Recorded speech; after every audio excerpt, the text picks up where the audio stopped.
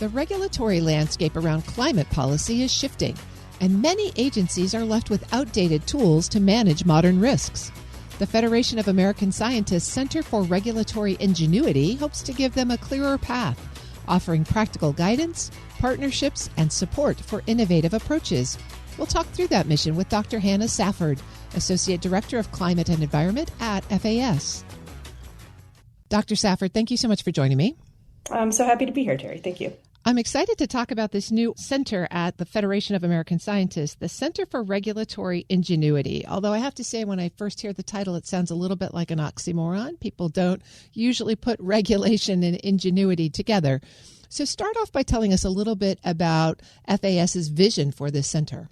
Yeah, so let me just start with really quickly a little bit about FAS, the Federation of American Scientists. So FAS is an 80-year-old organization that has a long history of connecting technical experts with policymakers to try and drive impact on the most pressing, complex societal challenges of our time. One of those challenges is climate change. And over the past year, we've been thinking about how do you build a durable, ambitious version of climate policy that's really well matched to the dynamic and rapidly evolving society that we have in the 21st century. And when we started to think about that question and look at the regulations that have always underpinned climate policy, it turns out that those regulations aren't dynamic and aren't 21st century. A lot of the bedrock environmental laws upon which most of U.S. climate policy has been built were passed back in the 1970s, and they were really designed for an era when the predominant environmental challenge of our time was industrial pollution, and that's it's a relatively straightforward policy design problem to tackle. You say, okay, we're going to set limits on the amount of pollution, and we're going to ratchet those limits down over time, and then we're going to crack down on anybody who goes outside of those limits. And it turns out that that's much more challenging to do when you're talking about climate change, where you have emissions coming from a whole bunch of different sources, when transitioning to clean energy sources isn't just a command and control problem, but it really involves very complex questions of economic policy, trade policy, industrial policy, and thinking about second and third order effects of that kind of transition. And so that's where we started thinking about this concept of regulatory ingenuity. How do you be very creative and clever, i.e. ingenious, in both how you design and apply regulations in climate context? You described the challenge of regulating in the 21st century. What are some of the biggest mismatches you see in environmental challenges compared to the regulatory and legislative structure that we have? You know, I started thinking about this actually in my previous position. I was working at the White House under the Biden administration. I was the director for transportation and resilience at the Climate Policy Office. And so in that context, I was working on the Biden era vehicle regulations. And one of the big package of vehicle regulations that we have is fuel economy standards. And fuel economy standards were designed, again, decades ago, kind of back in the 70s and 80s, and they were designed to push gas cars to be more efficient. Well, that doesn't make a lot of sense when an increasing percentage of your vehicle fleet is electric. You start thinking about the standards that say, okay, this is the number of miles to the gallon that a car needs to get. But if your car gets infinite miles to the gallon because it doesn't actually use any gallons, you have a divide by zero problem, and the math actually gets very challenging. And agencies have had to start designing kind of creative ways to incorporate electric vehicles into a regulatory scheme that just wasn't designed for that. Similarly, the Clean Air Act was designed to help clean up industrial air pollution from smokestacks and tailpipe emissions, but it was developed in an era before we recognized climate change as the very serious, prevalent environmental challenge that it is today. So legally, it's not as durable because it just was written without climate change in mind. That doesn't mean that the spirit of the law couldn't be construed to be tackling climate challenges as well as sort of lower level air pollution challenges, but it's just not as designed from the ground up to be tackling climate. I'm speaking with Dr. Hannah Safford. She's Associate Director of Climate and Environment at the Federation of American Scientists. You've been outspoken about the rollback of EPA's endangerment finding and the wider uncertainty that creates in the federal climate regulation space. How does that shifting landscape shape CRI's focus and the kind of support it wants to provide to policymakers? Yeah, so I want to be clear that the endangerment finding was a tremendous lift back in 2009 by federal employees and the technical experts who worked with them. It's a technically rigorous finding, and all of the rules that have been built on top of that finding are technically rigorous as well. A sudden rollback of the endangerment finding is wrong on its legal and scientific merits.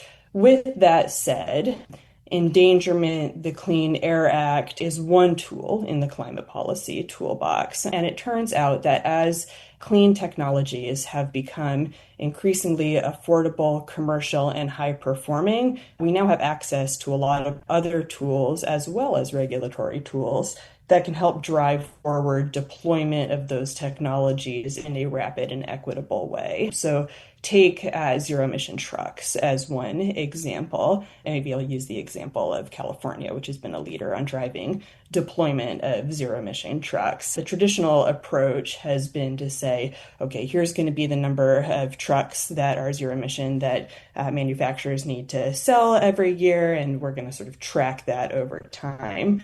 But then you start to run into challenges of, well, how do you afford those trucks, and what does the total cost of ownership look like? And if you're giving grants to support deployment of those trucks, manufacturers might tend to price right at the grant ceiling. So we have a lot of kind of creative tools that can lower the initial access, financial access to trucks, tools that can create more market transparency around pricing that therefore invites more competition and brings costs down even further, infrastructure that can make it even more attractive to be running and operating fleets of zero emission trucks, and all of these pair very nicely with a regulatory backbone.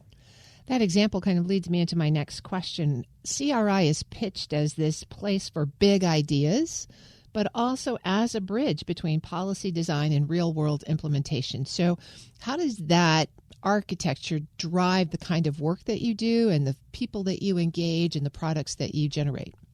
The way that we're building out CRI is according to a three-part structure. So part one is big cross-cutting ideas that we think need to underpin the next of climate policy. We're on a precipice of a new chapter in climate where, again, clean technologies are increasingly commercial. Clean technologies are increasingly woven into the fabric of our economic systems at all levels. And so what does it look like to have a climate policy that's designed for that next chapter? Then we're starting to map those big ideas to three key sectors: energy, housing, and transportation. These are sectors that people care about. They are kitchen table issues, and they also collectively account for 2/3 of U.S. emissions. And then finally, we're trying to translate those opportunities into really near-term playbooks, recognizing that we don't have to wait for 3 years until there maybe is a change in administration to drive forward more ambitious climate policy. There's actually quite a bit that motivated state and local leaders can do right now that's both directly responsive to the real-world challenges that everyday Americans are facing when it comes to affordable housing, stable, secure energy, safe, reliable transportation, while also driving down emissions in a very durable way. And you've got partners across the spectrum: climate law, local government. How did those partners then help you test those big ideas and develop those playbooks? Do they bring their ideas to the table and get them all incorporated? What FAS is trying to do with CRI isn't trying to do this alone, for sure. We are establishing CRI as a network hub for any organization that is interested in thinking really generatively and creatively about what the next era of climate policy looks like. And so to that end, like you said, we have some core partners in, for instance, the Environmental Law Institute, Climate Group North America, ICLEI USA, which is a network of hundreds of local governments that are committed to sustainability and climate action across the country. And we also have dozens of other institutions from the left and the right who are collaborating with us on more informally on subsets of the project. We're really excited to talk to others who are thinking about what a path forward, what a next era looks like, and are willing to be a little off the wall. So if that sounds like you, we would love for you to get in touch. And what might the future look like for CRI? Will it stay focused on environmental policy? Do you imagine it branching out into other sectors or doing other kinds of work? We established CRI with an initial focus on climate because it's one of the areas where we think that the mismatches between the policy tools that we have and the policy tools that we need is particularly evident. With that said, regulatory ingenuity as a concept, ingenuity and creativity and cleverness in regulatory design paired with creativity and cleverness in regulatory application is a general concept that could be applicable to a whole bunch of different policy domains. So we envision that insights that come out of CRI with respect to things like technology financing or public participation in rulemaking, these are directly applicable to other policy domains, and maybe moving forward, CRI has a particular focus on some other domains as well.